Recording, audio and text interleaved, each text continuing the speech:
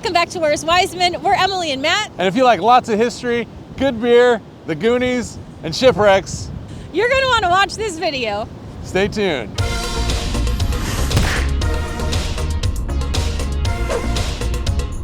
We're off to explore a little closer to home in this video, spending 2 nights in Astoria, Oregon.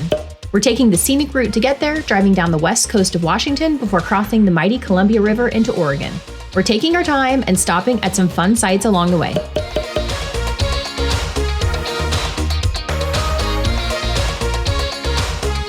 The wildlife streak continues. Didn't think we'd be seeing some beach-going deer down here in Southwest Washington. That was pretty neat. Speaking of that wildlife streak, if you haven't seen it yet, go back, check out our recent trip through the Canadian Rockies. We saw a load of wildlife. It was amazing.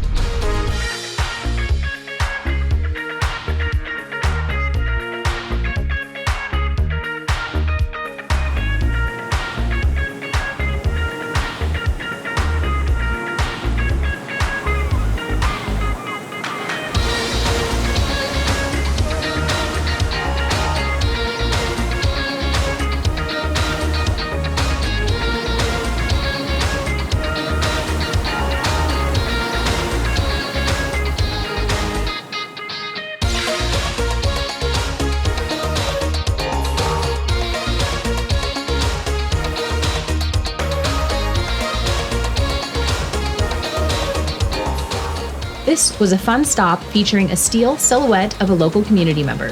The photos taken and shared here help scientists record beach erosion and the changing coastline.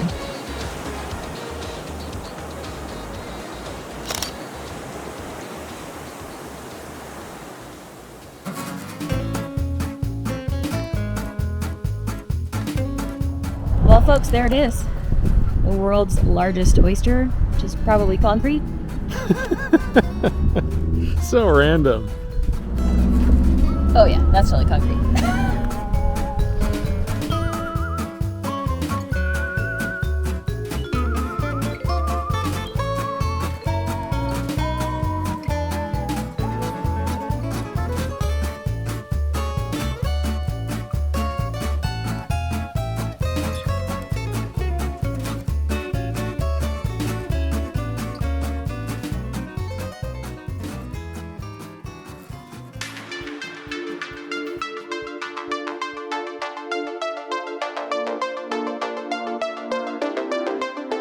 The Astoria-Megler Bridge is an icon stretching from Washington to Oregon across the Columbia as it flows into the Pacific Ocean. Dedicated in 1966, the bridge stretches just over 4 miles and its main span is over 1,200 feet in length, making it the longest continuous truss in the U.S. It's also designed to withstand wind gusts of 150 miles per hour from the fierce Pacific storms that occasionally batter the coast.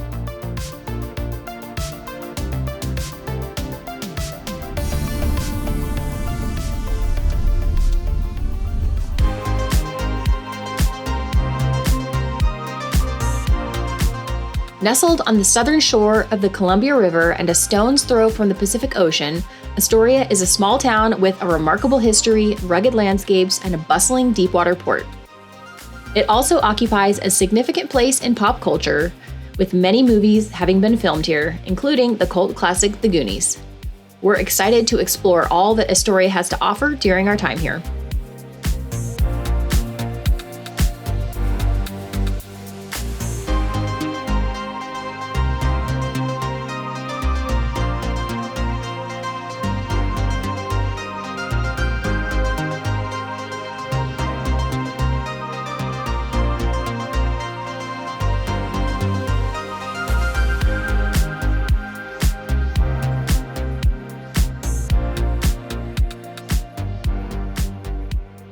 We're all checked in.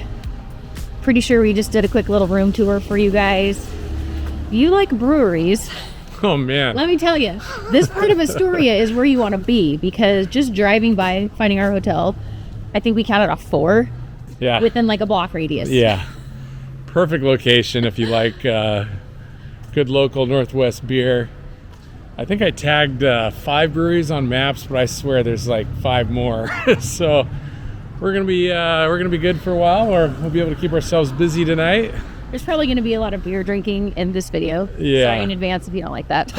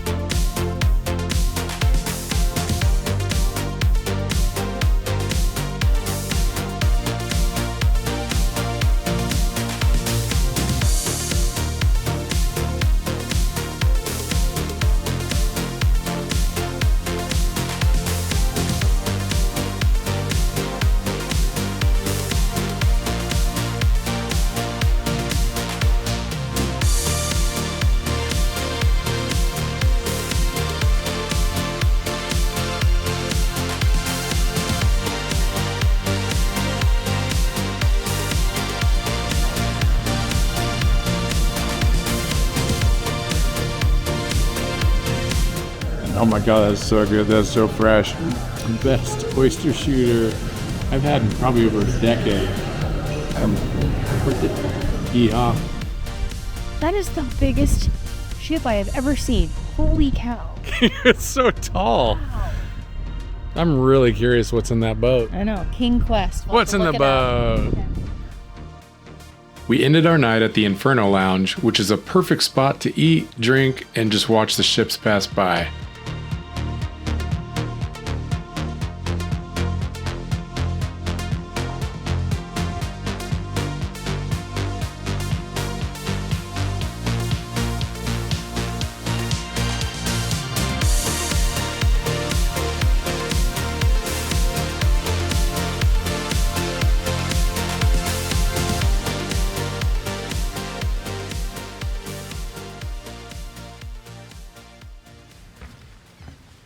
We just finished breakfast. Where did we go? Riverwalk restaurant, Riverwalk breakfast Yes. restaurant. Nice little spot in an antique mall. Nothing fancy, but the food was good. Yeah, it's delicious. So we've just taken a stroll along the Riverwalk, get back to the car, and I think we're going to go to the Goonies house. Just first on the agenda. Yeah. The house that served as the focal point for the 1985 movie The Goonies is perhaps Astoria's best-known landmark.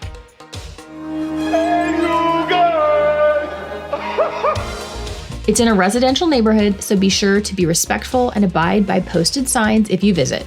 I think this house was recently repurchased, and the new owner, I think, is more friendly to having Goonies fans come and visit the house than previous owners might have been. But still, you want to be respectful because you are just in a residential neighborhood. It's got a great view.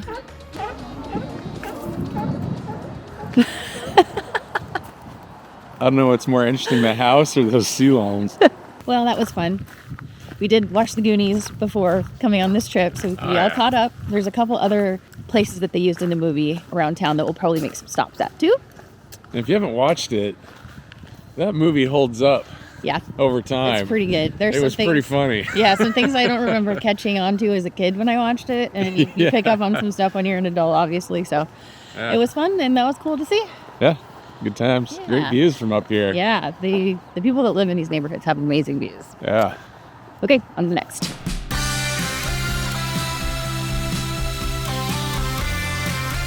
Perched on top of Coxcomb Hill, the Astoria Column rises above the trees. This 125-foot stone tower is etched with scenes depicting the history of explorers and pioneers in the Pacific Northwest. It's only slightly windy and rainy. Good lord. Oh, let's get in there. Okay, let's go climb this thing.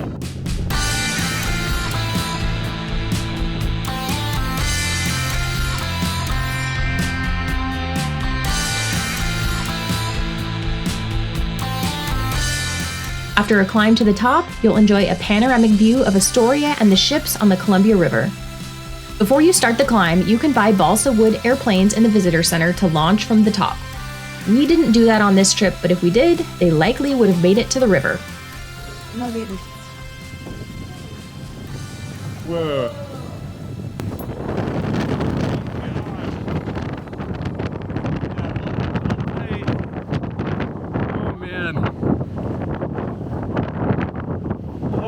Holy shit. We're all protected right here. I'm gonna step back. This wind is crazy.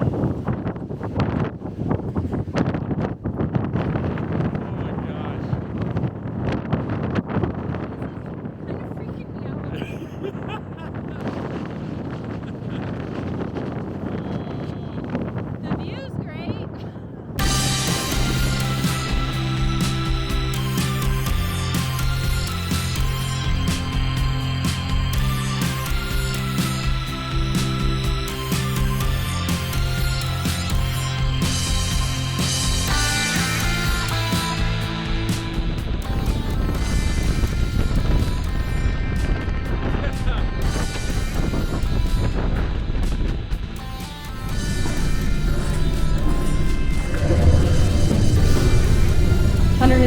Clark. If I screw it up. Thereabouts. I am really dizzy. Staring down and going in circles for 164 steps. Oh man. It's worth it. Maybe just check the weather report. I recommend when it's really windy. A little sketchy. Yeah.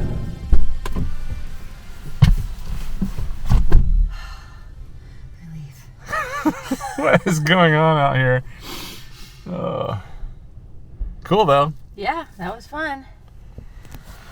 Well, little indoor museum time. Yeah. All right. Or Goonies, let's go. Let's do it.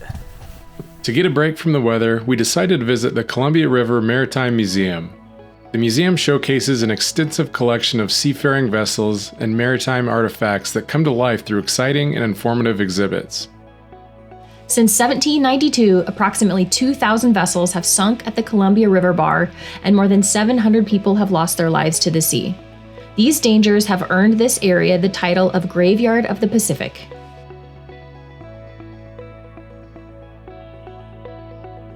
Inside the museum's Bricks Maritime Hall, there is a full-size fishing trawler on display, among other boats.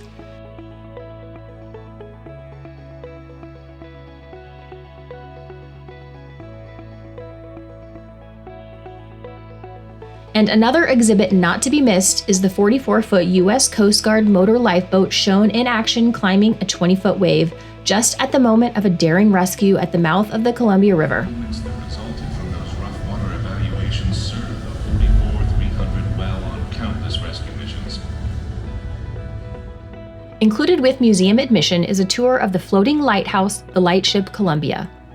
Lightships were designed to serve where a major aid to navigation was needed, but where the depth of the water or other conditions made construction of a lighthouse impractical.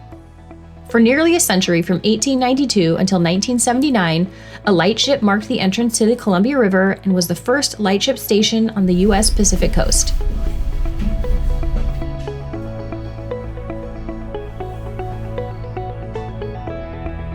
Kitchen?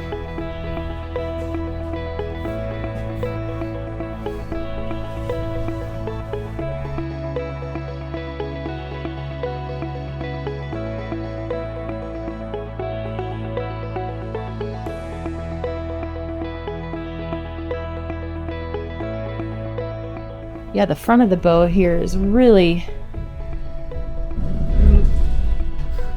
moving around. You can hear that. Should we get off this thing? Yeah, this thing's docked. Are you gonna barf? Sickness. Okay.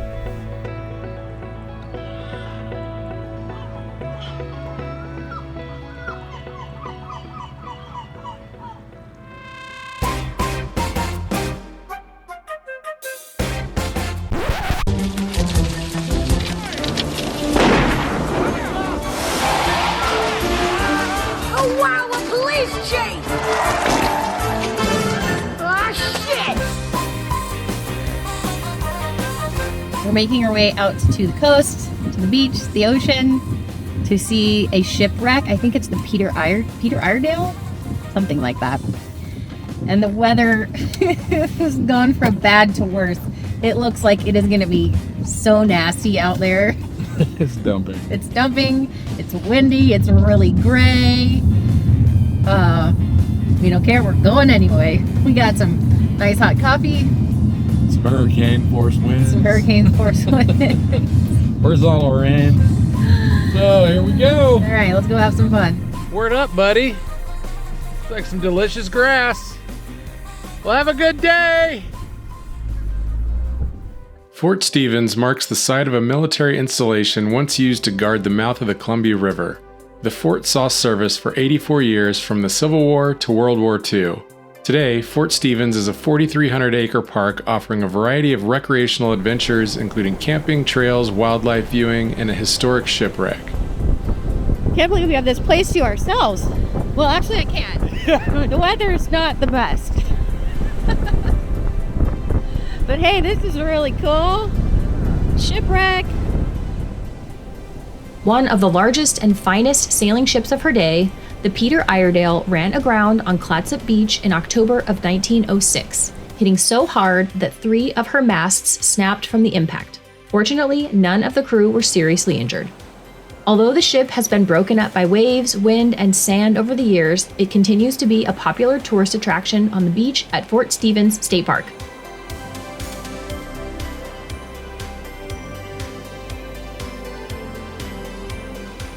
This is gonna be so cold. But if I can do it in Ireland, I can do it in Oregon. And I want to go touch that shipwreck, so here we go. She's crazy.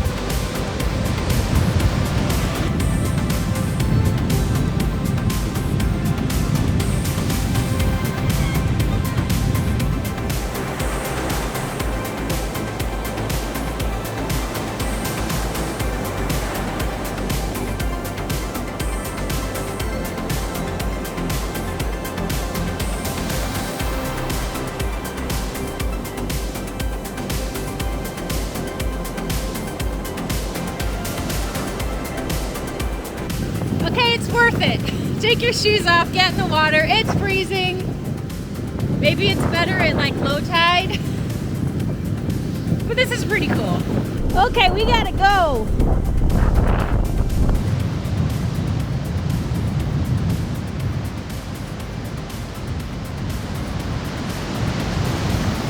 That was really cool.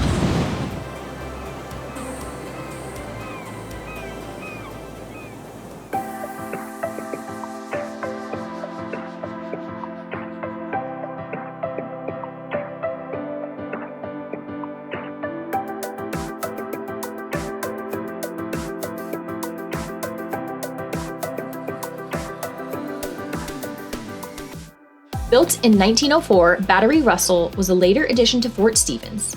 Each of its 2 10-inch rifles was manned by a team of 35 and could fire a 617-pound shell up to 8 miles away once per minute.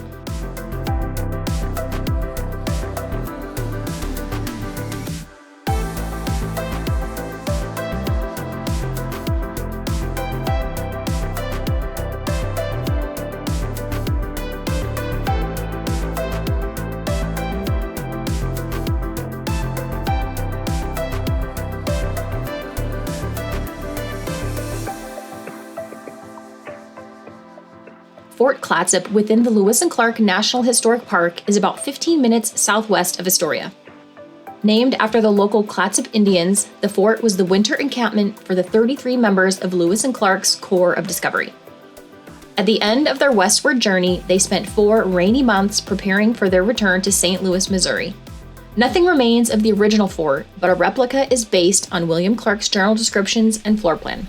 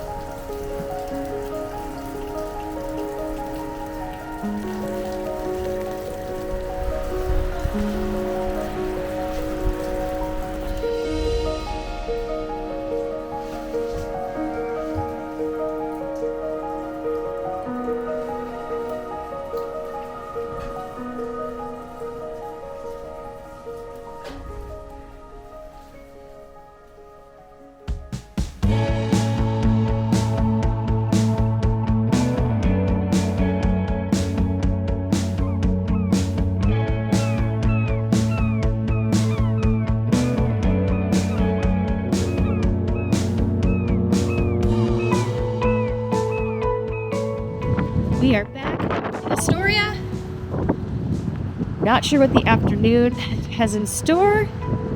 We've stopped at a little spot along the river walk to take a peek at the bridge that connects Oregon and Washington, and there's just a massive ship going through right now. Pretty cool.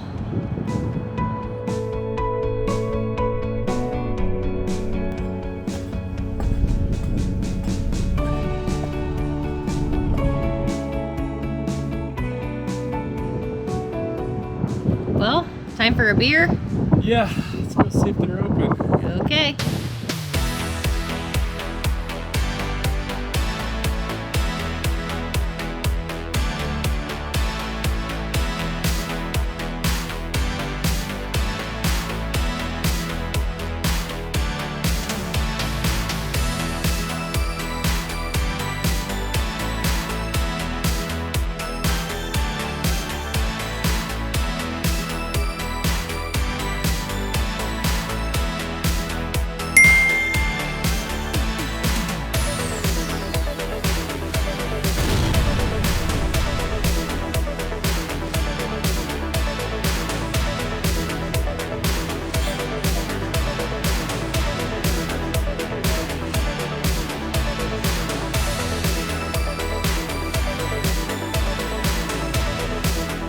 We packed a lot of activities into this day, which happened to be Emily's birthday, and it was so much fun.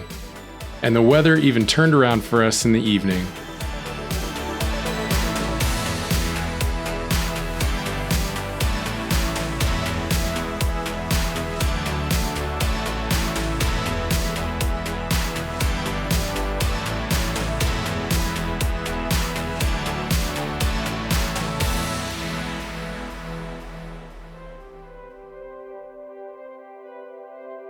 We hope you enjoyed coming along with us on this trip to Astoria. Please subscribe if you're not already so you don't miss any of our future travel and camping videos.